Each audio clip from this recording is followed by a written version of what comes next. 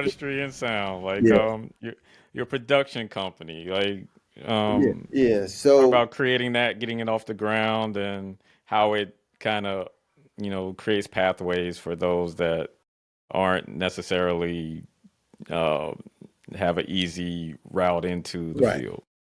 okay.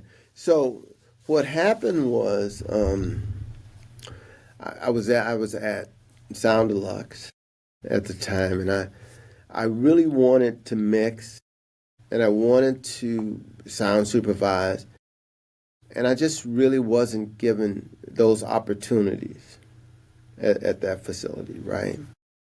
And so I decided that I wanted to do those things, but the only way I could do those things really was on my own. So I turned my garage into like a little mixing facility. I had like a little vocal booth, and had bought me some equipment. And so I started doing independent projects out of my garage, which I could supervise and I could mix. And so I sort of cut my teeth there and started to get my chops together as far as mixing and supervising.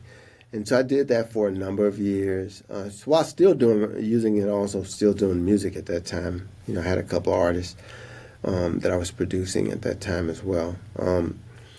So I got my big break in 2000. Well, I guess it started in 2008, right? Hmm. I got a call from a guy who was working with Dean Devlin, and Dean Devlin is a big producer, director. He did like Independence Day, The Patriot, movies like that. So he had started a company called Electric Entertainment, and they were looking for a sound designer at the time. So I was interested in that. They sent me a training, not a training, but a test reel, right?